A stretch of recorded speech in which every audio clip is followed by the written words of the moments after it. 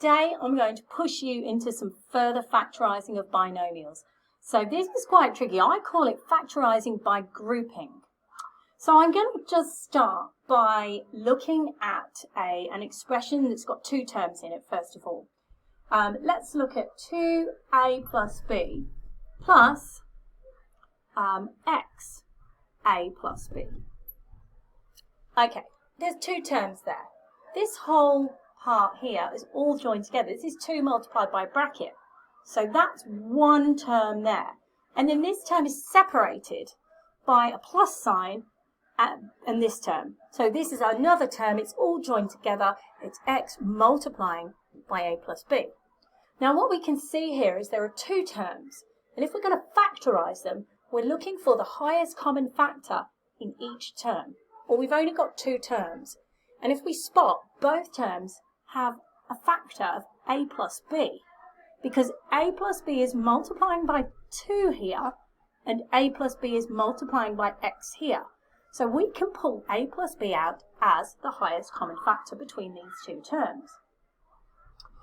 So, let's pull it out. Now, it's up to you whether you use round or square brackets. I'm going to use square brackets just so that we can really hone in on this being the highest common factor. Because often, what we can then do, sometimes we get a little bit more here and we need to simplify it. Not in this case, but just so you get this idea that a plus b is the common factor. Now, when we factorise, what I do is I say, okay, to get this term, what do we multiply a plus b by? 2. We write that there. And what do we multiply a plus b by here to give this whole term here? It's x, and it's positive x. Now, if any simplification is required, we would then simplify and then replace the square brackets with the round brackets. So our final answer is a plus b multiplied by 2 plus x. Now, I'm going to go back a step from this to what it looked like when it was expanded. If we expand this, we get 2a plus 2b, my pen's running out, plus ax plus bx. And what we see is we've got a big expression here with 1, 2, 3, 4 terms. And what we spot is that there is no common factor between all 4 terms. There are pairs which have common factors, but there's not a common factor between all the terms. Let's have a look at the pairings. These two this pair here, they've got a common factor of 2. These two here, this pair, they've got a common factor of x. I could regroup them and find other pairs. These two terms, they have a common factor of b. And these two terms, this pair, they've got a common factor of a. So I have a couple of options if I wanted to pair them off. So in my next example, I'm going to start with 4 terms and show you how we can use groups to finish and finalise and simplify the answer so it's fully factorised. Alright, so I've written up 3 examples here. So let's look at the first example. We've got 1, 2, 3, 4 terms, all positive. So let's pair them off. Okay, let's just see if we can go in order first. Let's pair them like this. I'm just going to put a little dotted line. Let's put these 2 together and these 2 together. And what we do is we individually factorise our pairs. So let's look at these 2 terms. Both of these terms have a highest common factor of 5. When I pull the 5 out, I get a plus 2b. Let's check it. 5 times a is 5a. 5 times 2b is the 10b. Great. Now let's do the same with this pair. Their common factor is c. So we pull c out. Now, it's a positive c because we have positive terms. We're going to pull out a positive c. So I'm going to write positive c. And now let's look at what c is multiplying to give us this term. Well, it's a, because we want positive ac, and 2b, positive 2b. Now what we have is a situation where we've split it now into 2 terms. This plus sign splits the 2 terms. We've got this term and this term. Now, although the order of this bracket is not the same order as this bracket, it doesn't matter which way round we write. 2 plus 3 is the same as 3 plus 2. So I could rewrite this as looking like Hang on, I'm seeing things. They are written the same way. I don't know why I said that.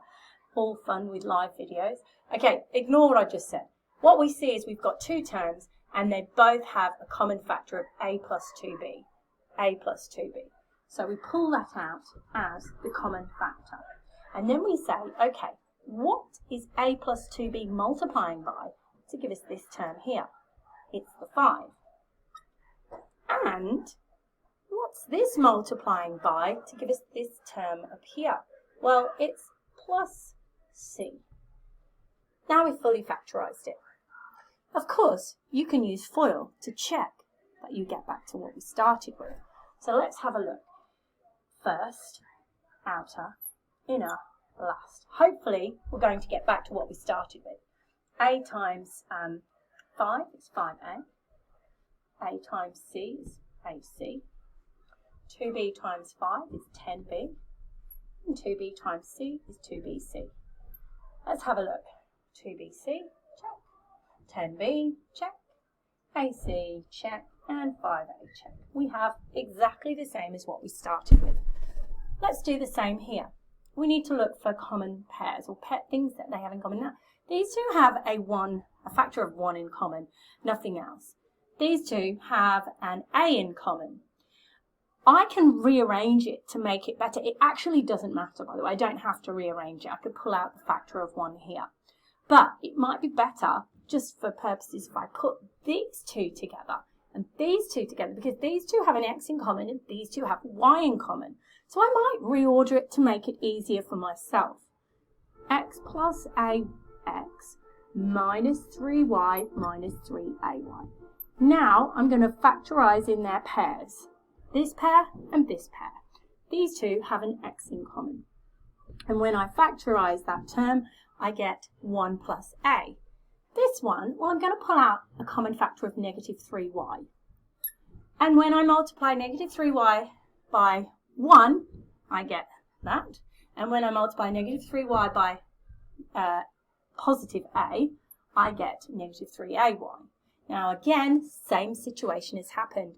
We have separated it now only into two terms. 1, 2 split by a minus. The common factor 1 plus a is in both terms. So we're going to pull that out as our highest common factor. And we say, okay, 1 plus a is multiplying by an x here, and 1 plus a is multiplying by a negative 3y here. Fully factorized.